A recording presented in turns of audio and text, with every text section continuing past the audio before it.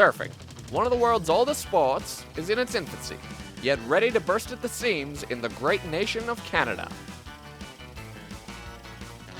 Yes, we kooks flock to Tofino to learn the art of surfing.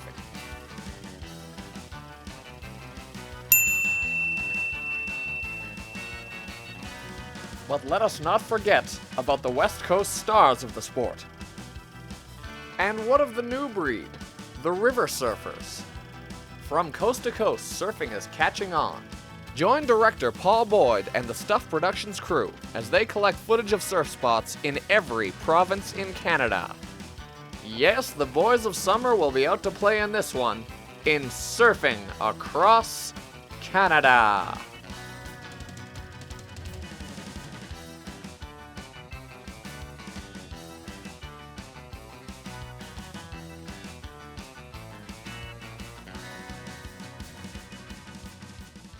And now, a brief history of surfing as it applies to surfing in Canada.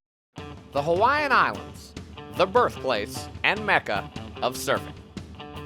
Today, Haleiwa, an unassuming town on the north shore of Oahu, is the centerpiece for some of surfing's proving grounds, such as WAYYY Bay.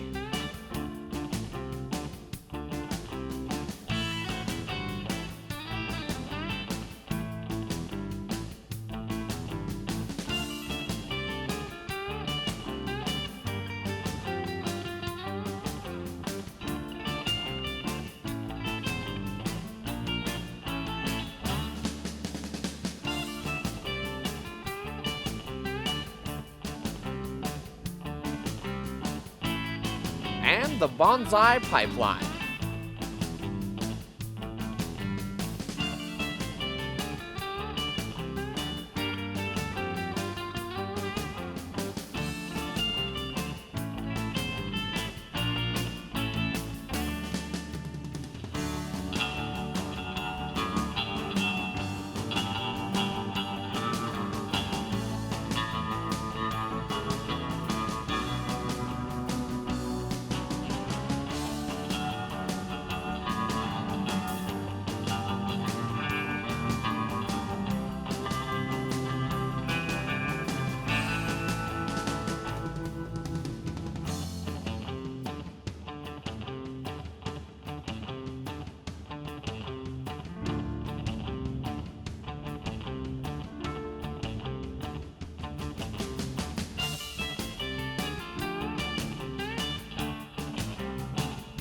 But the North Shore wasn't always the home of surfing in Hawaii. For many years, the sport of kings was centered at the now crowded surf breaks of Waikiki.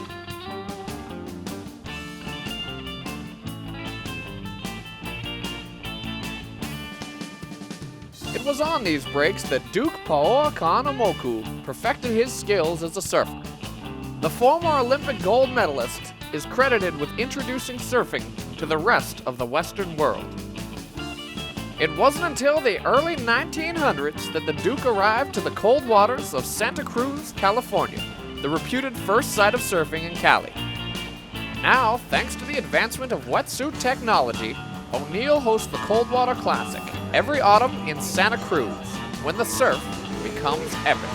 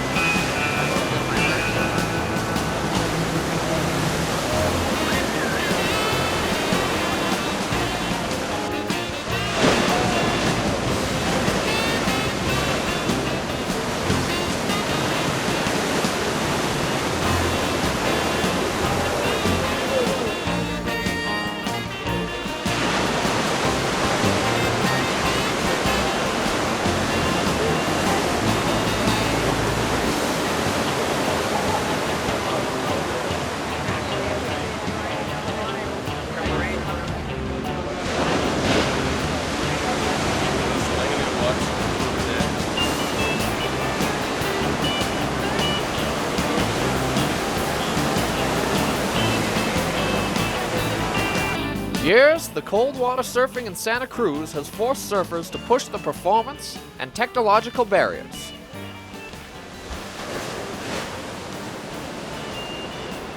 And so with that, the Stuff Productions crew set out with one task in mind: to film surfers, surfing, or surf spots in every province in Canada. Are you ready? Let's go.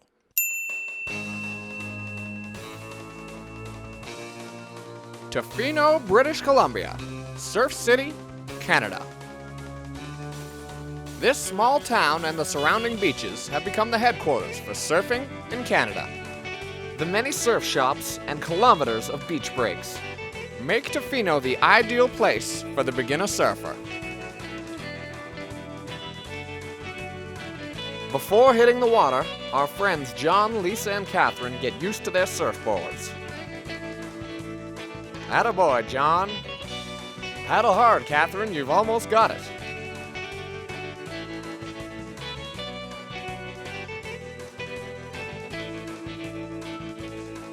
Nice work. Yes, this is a great place to learn, but it's not just the beginners that hang with their surfboards on these beaches. My name's Carl Holm. I'm from California. I grew up in Morro Bay and in that area right there in Central Cal, and just kind of became involved with Holcomb then when I was younger, just as being a team rider, and now it's kind of worked into a job, which leads us here today, which is the Beaverfish Surf Series. Holm has returned to Tofino for the past few years to host the Beaverfish and dish out prizes to young Canadian surfers. This would be the third consecutive year, so third annual. It's pretty cool. We have a pretty good showing from here, surfing in Canada. It seems like it's really become popular. You know, there's a lot of articles in the magazines, and a lot of publicity on the guys. And the kids kind of coming up. They've been able to get a lot of sponsors and money, endorsements and stuff, and it's pretty cool. Everybody does seem like they're making a name for themselves, and as small as Tofino is, it is kind of on the map. And a lot of people have kind of taken to this place because of just how rootsy, and you can travel up here and kind of get away and be in the wilderness, and that's kind of become a popular destination for a lot of people. The visitors come from far and wide to surf the west coast breaks of Tofino and Ucluelet, but some visitors are so enticed by the uncrowded beaches, empty surf breaks, and friendly people that they come and never leave. My name is Mark Fuller. I'm the marketing manager and team surf manager for O'Neill Canada. Grew up on the shores of Cape Town in South Africa. I moved to Canada in 1988 when I was 15 years old, and found Canada surfing and fell in love with it, and still doing it pretty much every day. I mean, we got some great waves, very storm dependent. As you can see today, we got a pretty good swell running, a little bit messy, but it's surf culture is booming in Canada right now. A lot of people are getting into it, and it's just a great place to be. Untapped, lots of resources, lots of waves for everyone. We have a pool of some amazing surfers. I mean, you look at Reed Jackson, Noah Cohen, Peter DeFree, Sepp Ruweiler. I mean, these guys are world-class surfers. They compete against anyone in the world, and they do really well. They've got amazing beaches to surf on. I mean, it's not always epic at all times, but you really can hone your skills in surfing beach breaks like we have here today at North Chesterman's. Honing his skills at North Chesterman's is what Beaverfish champ Peter DeVries has been doing his whole life. Peter DeVries. I've been surfing here since I was 7. I'm 24 now, born and raised here, and been surfing here a long time. Tofino surf scene's growing hugely. It's just taking off here, and it's good. It's mellow. It's a good vibe. A lot of good people surfing here, and just it's a good community in general. So it's everything's really growing in Canada in terms of surfing. So I think it's only going to get bigger and better, and there's so many kids starting to surf here, and I think the level's going to improve a lot, and it's going to be a big-time sport for a long time to come. Tofino, British Columbia is undeniably the surf capital of Canada. But as surf fever spreads throughout the nation, a few other locations are vying for the title.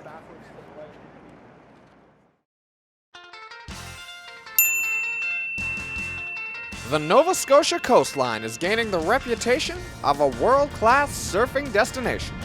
And while our film crew was not lucky enough to catch some of the monster swell that can pound these shorelines, we did get a taste of the consistent surf that attracts visitors and hones the skills of locals.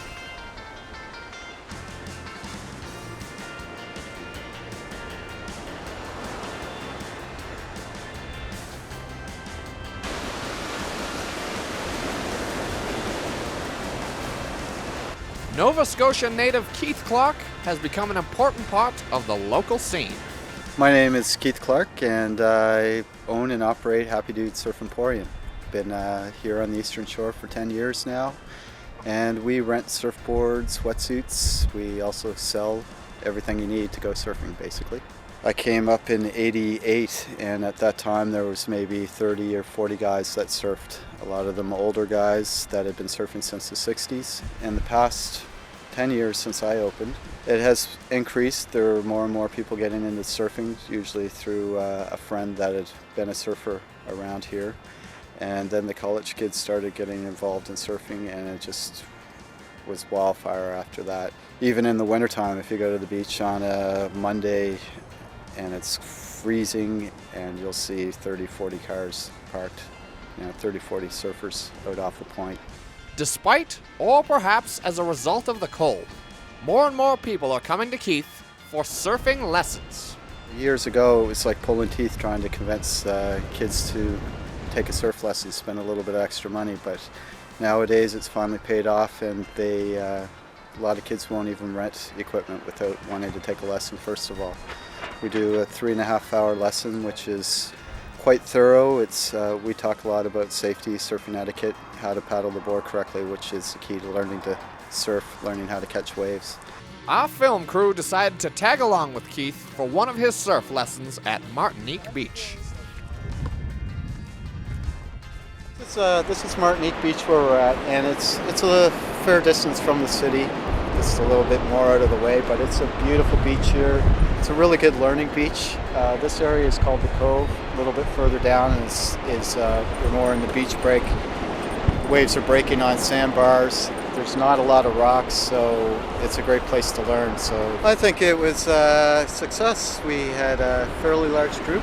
They're having fun. This is the best part of the lesson for me. I like being able to sit back and watch them out there, especially when they catch a wave. They're hooting and hollering and big smiles on their faces, and that's what it's all about, having a good time.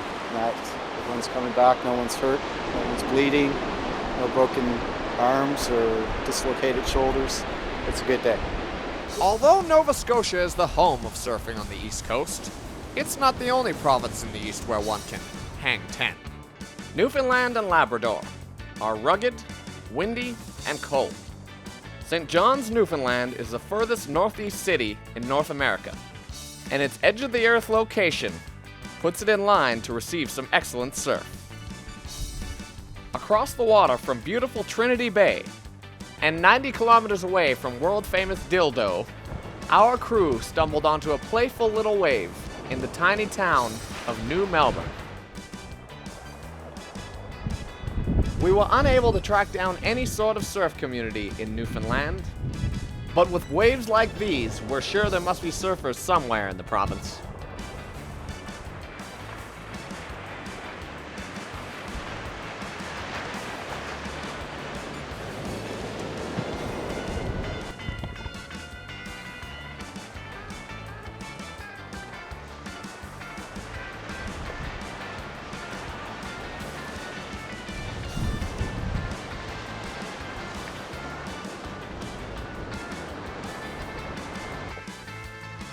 After our successful day in New Melbourne, we traveled back to the ferry on the west coast of Newfoundland and discovered more tiny little beach breaks at the J.T. Cheeseman Provincial Park.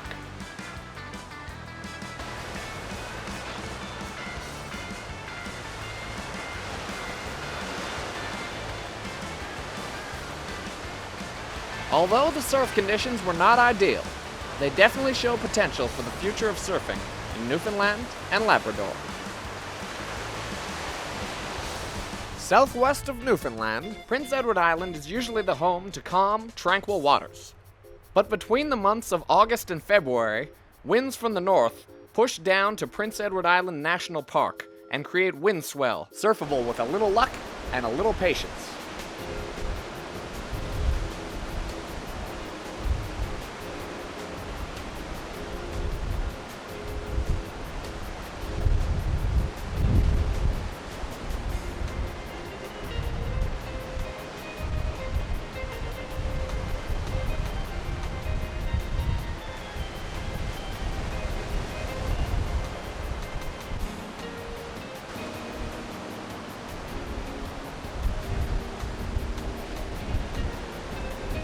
Although Prince Edward Island will never be a world-renowned surfing destination, its beautiful scenery and playful waves will amuse tourists and locals alike.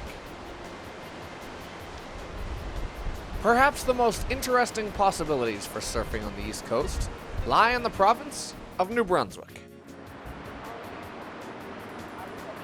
The Bay of Fundy has the largest tidal shift in the world. When that change occurs at the reversing falls of St. John, many waves and rapids form that could be surfable. You're probably asking yourself, how would I possibly surf on a river?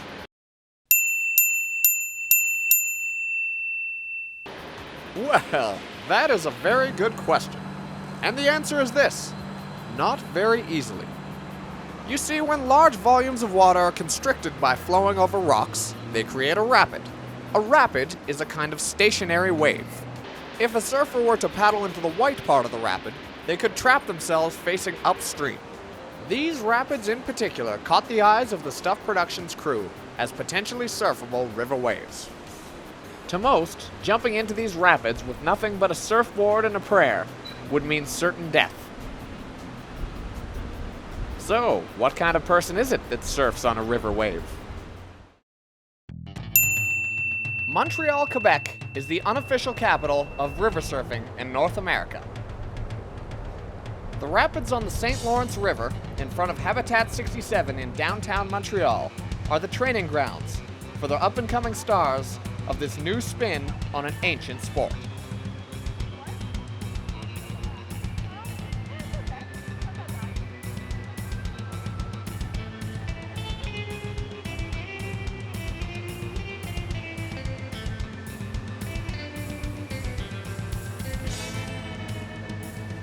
People often tell me that river surfing is not real surfing.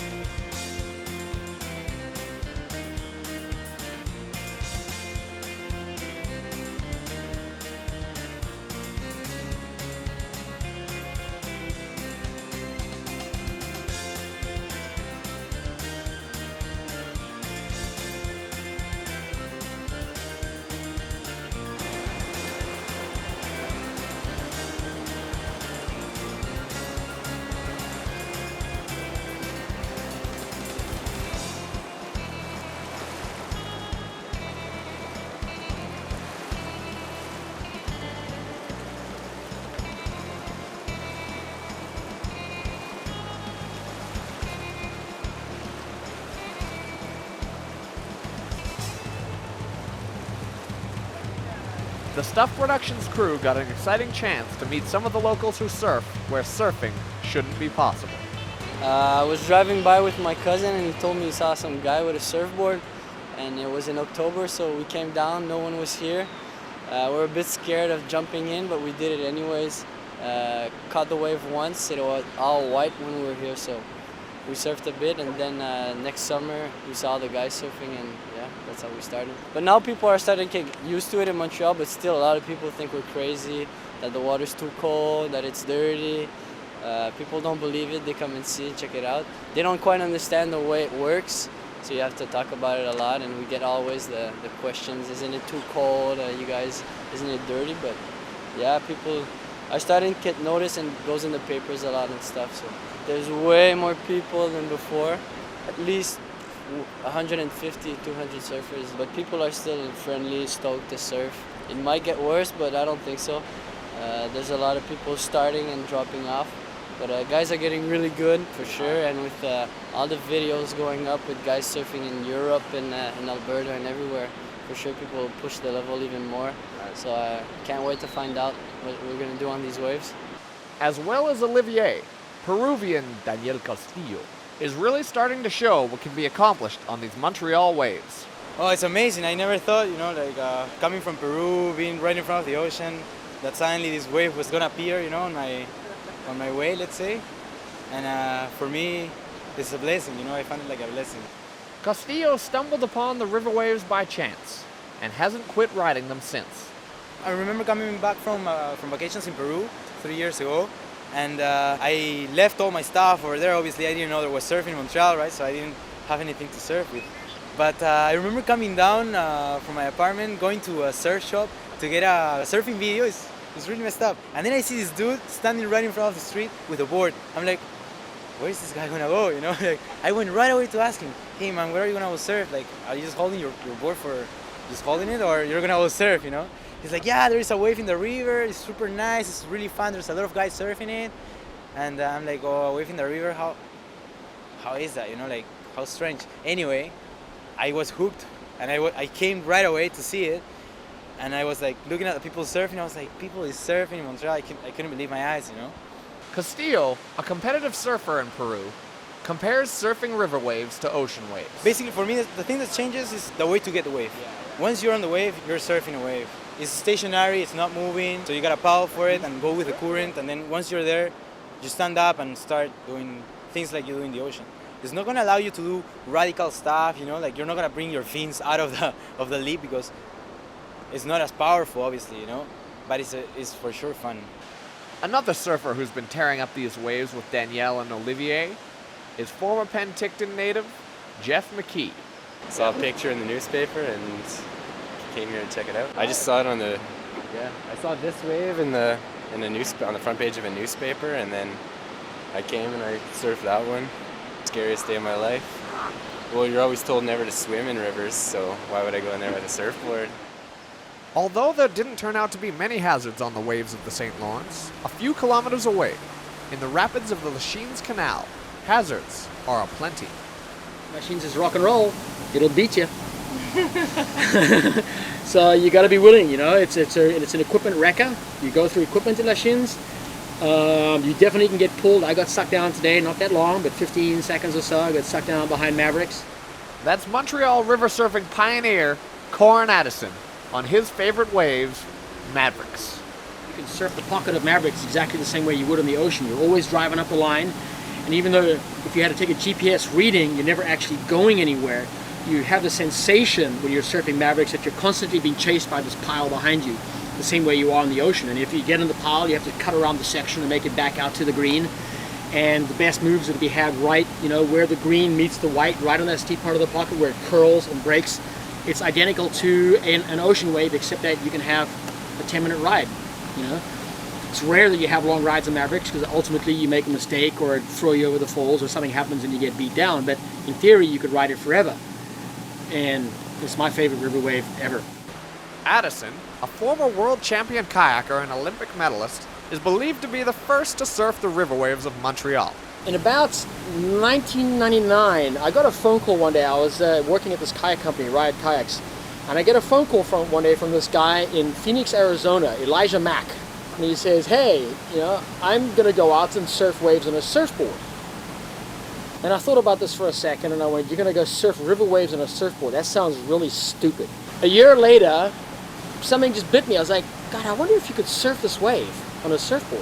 Put my boat away, grabbed my board, went back out and swam out to it and tried to surf the waves. It wasn't very successful the first time. I mean, I caught the wave and surfed it, but I couldn't get back up to the wave afterwards, and it took me a long time to do it. And but I had a good time, you know, doing it. And most of the time I'd go out in my kayak, and I'd go out once a week in my board, and then it was twice a week, and then it was 3 times a week, and then it was 6 times a week, and then it was both sessions every day. And it kind of grew from there, but it started back in 2000.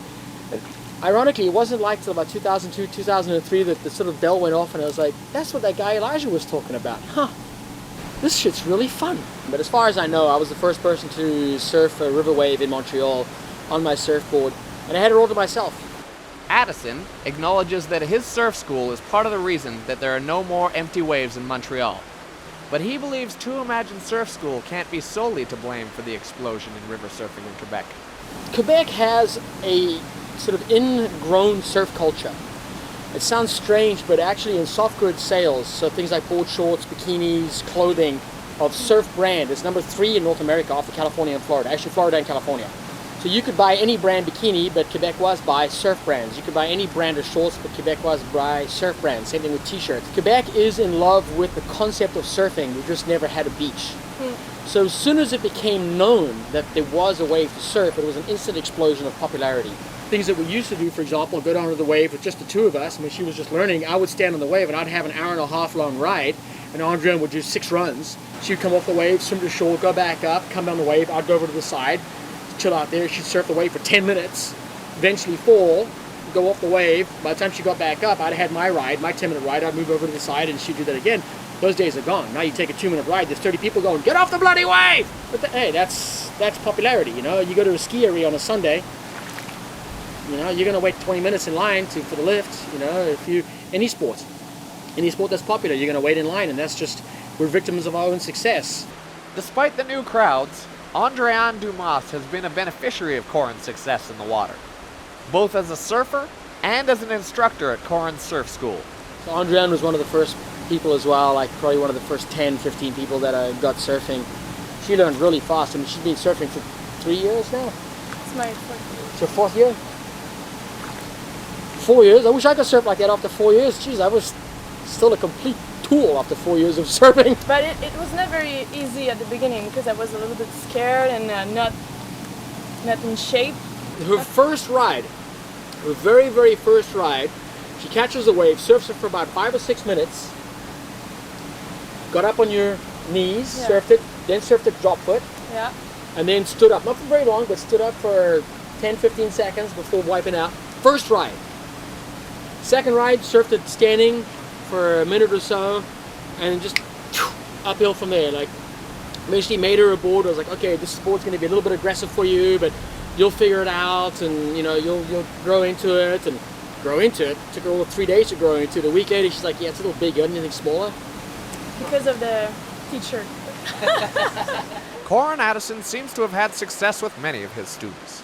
And although he comes from the beautiful beaches and big waves of South Africa, it seems like he'll never leave Montreal. I can only think of about 5 reasons to move to Montreal. The first one being the women. The second being the wave. Then 4 real seasons. I mean, you know, when winter comes, you're happy it's here. And then when winter ends and summer comes, boy, you're happy it's here. So that's 3 of the reasons. The other 2 reasons are, did I mention the women here? And did I mention the waves? Anyway, that's 2 more. I can live anywhere I want. I can open a surf shop anywhere I want. You don't see me moving. I'm not living in Indo. I'm not living in California. You can't beat this. No ocean wave can beat this. Why would I move there? That would be insanity. This wave's there every day. I don't have to worry about high tide, low tide. I don't have to check the forecast. I don't need to see whether or not there's a swell coming through, and I don't need to deal with 50 other people on my wave at the same time swimming for the same wave all at once. There's a lineup. Everybody takes their turn. When I wake up, I know my wave's here. When I go to sleep, I know it's there. Why would you live anywhere else? And I think everybody else here feels the same way. Another of Corin's former surf mates has surfed all over the world, but keeps coming back to Montreal to his favorite waves. His name? Jean-Louis Saint-Arnaud. I started actually surfing in Tofino, came back to Montreal, then I had like a flash. I said, oh, kayakers are surfing, we should try it on surfboard. It was really hard at that time to get boards, so we made some of duct tape and foam, and we used them as bodyboard. And year after year, we got better quiver, and at one point, we were surfing on the river. A veteran of the Montreal surf scene, Jean-Louis has surfed every wave that the Montreal area has to offer. There's Habitat 67, the like family spot, and you have just back here the Rapid of Lachine. That's where I surf most of the time. We're maybe 5 guys surfing here. It's really bigger rapid, bigger volume, some more hazard, faster flowing wave, and some really good waves actually. A small little one where we learn on, it's called WAYYY. It's like a 1 feet wave and like 10 feet wide, but it's just fun. You can just stand there. The Stuff Productions crew first met Jean-Louis surfing on the prairies. But even with all the surf travel he's done, his favorite surf spot remains here. Where's your favorite spot to surf in Canada? Here, Big Joe, yeah.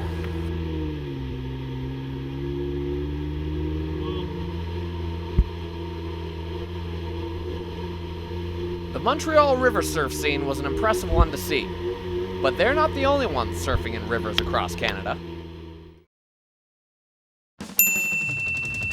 The Alberta River Surfing Association's home breaks are in Kananaskis country, in Alberta. These small river waves seem to grow with potential as one watches the members of ARSA surf.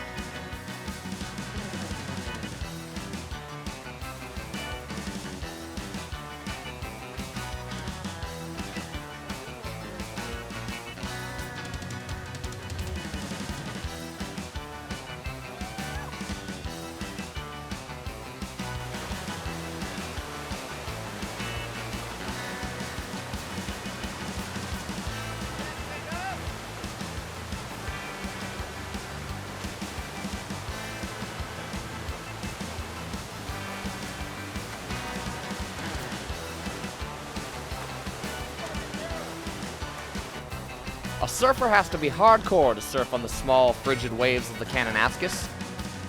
Two of those hardcore surfers are Jacob Clement and ARSA president Neil Eggsgaard. My name's Negs. I live in Calgary, Alberta, and I surf because I love the flow. Ever since I saw it when I was a kid, I've always wanted to be surfing, to go try it, but I live in Ontario, so there's nothing. I came out here to Alberta to go skiing and do stuff like that, and then one of my friends was turned out to be river surfing, so I came out here with him and got into it. It's like 4 guys came out to the river and just started surfing. Started off in a 7mm diving wetsuit and a really tiny thruster. Didn't work out too well, and it took me about 2 years, I guess, before I could consistently stand up on the waves. So it was a lot of coming out here every weekend, sucking. Loving it though, it was amazing. Eggsgaard formed ARSA with 4 other local surfers in hopes to spread their newfound sport to other landlocked surfers dreaming of waves. We were surfing for a while, then we decided we wanted to get more people surfing and just to do something with it. So the 4 of us, Jeff, Chris, Paul, and I got together over beers and wrote up a little website and then put it online, and we've just been growing it from there. Then a little while later, we turned it into like a real website and just started having little events and telling more people about it. And then there's probably like 50 people who surf. You can go out there in the summer and there's almost always going to be someone on the river surfing. There's a lot, the flow, water's always going on and off. So you're going to have people who we won't see always surfing out there, but there's at least 50 people who surf. But it's a really great community. When we came out here to the water, all the people who started out just were really positive and really friendly. Like, you're cheering each other. One of the great things is you're standing in the wave right beside the people who are surfing. So you'll get, I don't know, like 5 or 6 guys in the lineup waiting to surf, and they're cheering on someone who's surfing. And ability doesn't matter. That's one of the beauties of this crew, is that you could be we had a guy here from Australia, Ben Murphy, who's a phenomenal surfer. He just kills it. But he get the same level of cheers if he does this phenomenal like 360 spin on the wave as a guy who stood up for his first time. All that everyone cares about is that someone's, having fun and pushing themselves, and that's what gets everyone stoked. Although Alberta's surfing community maintains a friendly, positive attitude, there have been some problems over the past year. Eggsgaard explains. Well, the beauty of the Kananaskis River, which is unlike anything that I've seen anywhere else as far as surfing goes, is that it's fed from a power dam, so at nighttime it shuts off, which means that it goes from being 30 cubic meters per second down to a trickle. Every few years there's work that's done on that river. They'll take backhoes in and they'll move waves around and try to create new features. During the construction last year, this is done by the Kayaking Association, who essentially built all the features on the river. During the construction last year, they ended up almost destroying all the features. They didn't really intend to, but they weren't able to create good waves. So what we're doing in response to that is we're going to organize, and over the next year and a half, 2.5 years, we're going to build our own wave there. And this is unlike any place else in the world. The river completely shuts off. So the river's going to be off. We're going to go in there with a backhoe. All the oil's taken out of the backhoe. They put in vegetable oil, bring in a whole bunch of rocks, and build the perfect river feature. Build a channel, put a wave in the middle of the channel, and just keep tweaking it until it's phenomenal. Dubbed the Alberta Pipeline Project, Eggsgaard foresees exciting things for surfing in Alberta. And we can get matching grants from the government. We can work with our community to do fundraisers, talk to surf companies. This is it's a unique opportunity where a small group of people, with $30,000, $40,000, you can build a customized, perfect surf wave. It's incredible. And in a place like this, your backdrop is the mountains. It's the Rocky Mountains. When you're surfing and having a good surf, you stand there for a while, you look up and you get snow-covered peaks in the background. It's ridiculous. As well as the potential new surf waves in Kananaskis, there's some other exciting news for the surf scene in Calgary, Alberta. At the east end of downtown Calgary, in the Bow River, sits the weir, a deadly feature that has killed many people over the years. After much procrastination, the city of Calgary has finally decided to remove the weir and replace it with a surf park for kayakers and surfers alike. We were on there when we started ARSA in 2005. We were on the stakeholder board and went to all the meetings, and we're just given raising the concerns of what surfers had as to the kind of wave we want and the access that we're going to need in order for us to be able to use it. Because if that wave is at all good, it's going to explode in Calgary. Eggsgaard predicts a huge change in the river surfing community in Alberta, not unlike the one that happened in Montreal. What's happening right now is that you've got this beautiful experience out here. You've got a great group of people, and you get surfing in the Rockies, which is ridiculous. The community is kept small because it's cold. The water's always freezing. It's kind of far away, and the waves aren't very good. So that's the reason why we have like 50 people. You have to be kind of hardcore in order to surf. If you get a good wave in downtown Calgary, then all the other people who live in Calgary who like surfing but aren't going to do it unless the water's warm and it's easier are going to jump on board. If you look at Munich or Montreal, those surf scenes have exploded, but they have warm water and it's easy to get to. And they have good waves, so it's easy to be successful. So you get the same thing in Calgary, exact same thing will happen. It'll be like a surfing mecca, hopefully. Until then, Neil and the Asa crew can be found surfing the Kananaskis or at various other spots around Alberta. The rest of Alberta, when the snow melts in the spring or in the rains come, all the rivers swell up and you start getting huge waves in very different cool areas. So you drive out there and go camping for the weekend and in some remote area and just surf with a ton of really cool people.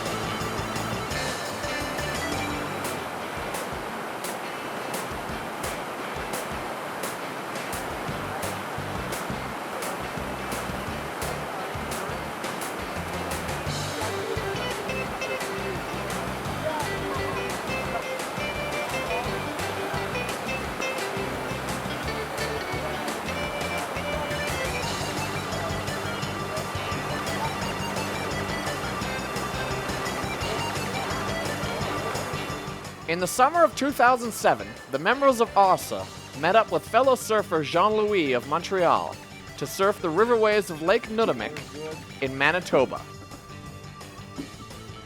Created by an elevation difference between two lakes, these rapids are among the best in Canada and were in fact the first the Stuff Productions crew had the pleasure of filming.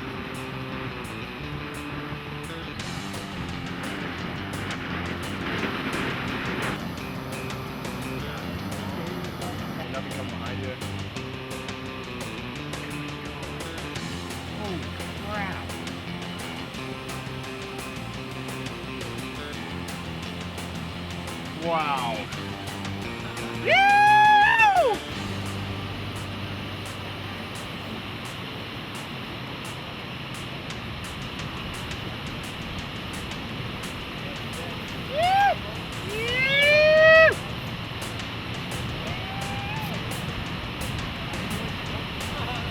High five!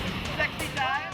Even Saskatchewan has a chance to get in on the river surfing action, with countless waves around the province, including this one at the Gardner Dam. It's possible to surf on both coasts and in the many rivers of Canada, but there is one more surf locale that will shock and amaze you.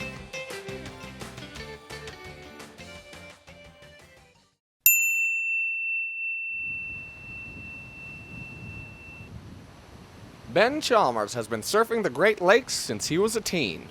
Back when I was probably 14, we noticed like there was waves out here and we were playing around on the boogie boards and stuff, and we took my dad's old, I think it was an 8-foot mallet he brought back from Hawaii back in the 70s, and I just decided to skin it and make my own like 6'9" or 7-foot surfboard out of resin and fiberglass from Canadian Tire, which with no leg rope, of course, because I didn't really know about leg ropes at that time, coming from the middle of Ontario. So I caught my first wave in the lakes here with all my buddies sitting on the shoreline kind of hassling me like it's not possible to surf in the lakes, and it was my first and last ride on that board as it ended up smashing on that rock there into about 10 pieces. So from then on out, decided to start putting leg ropes on our boards. A native of Picton, Ontario, Ben is the owner of the West Lake Wakeboarding School. This former professional wakeboarder acknowledges that surfing on the Great Lakes is not for fair weather surfers. Probably the best weather here is the worst weather for the average person. It doesn't normally get good till it starts to get really stormy, really windy, and usually pretty cold. It's not for the average surfer, I don't think. You don't usually go out until it's overhead, and most people don't think it gets overhead in the lakes, but it clearly does. Sure enough, one stormy afternoon in Lake Ontario, the Stuff Productions crew was lucky enough to catch Ben and his crew on their unsalted waves.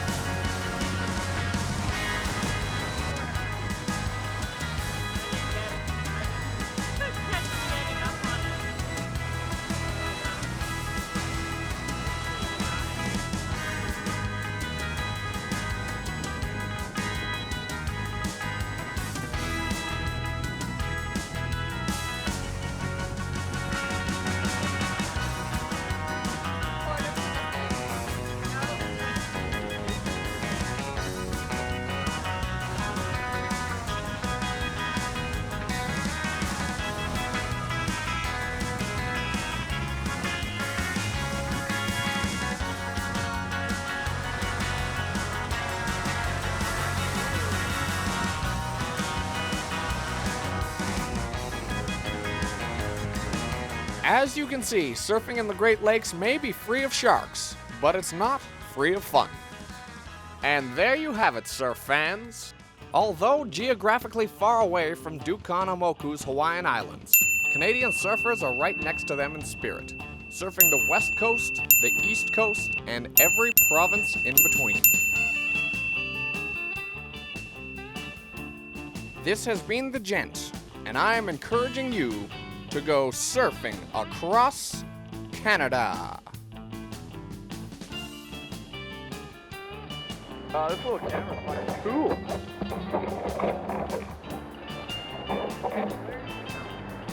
Yeah, I know.